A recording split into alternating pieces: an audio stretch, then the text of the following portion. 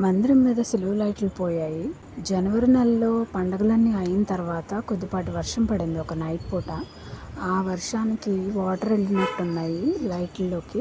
మేము చూసుకోలేదు. పండగలన్నీ ఉన్నాయి, మళ్ళీ ఎదురుగా మీటింగ్స్ ఉన్నాయి ఏప్రిల్లో. ఆ టైంకి ఉండే ఖర్చులు ఉంటాయని చెప్పి ఇక చకచకా రెడీ అయ్యి మార్కెట్కి అయితే వెళ్ళాము అన్నయ్య నేను. ఎందుకంటే అక్కడే మనకు అన్నీ హోల్సేల్లో దొరుకుతాయి. ఇలాంటి లైట్స్ మన ఇంటికి దగ్గరలో ఉంటాయి కానీ చాలా రేట్లు అయితే చెప్తారు. అందుకని చెప్పి మేము మందిరానికి ఏం కావాలన్నా మేము మార్కెట్కే వస్తాము. పైన సిలువకి ఎప్పుడు 3 మీటర్ల దండ అయితే పడుతుంది. మీటర్ వచ్చి 35 రూపీస్ కాస్ట్ చెప్పాడు. దానికి అడాప్టర్ కూడా మనం ఒకసారి తీసుకున్నాము. మొత్తం కలిపి 200 రూపీస్ బిల్ అయింది.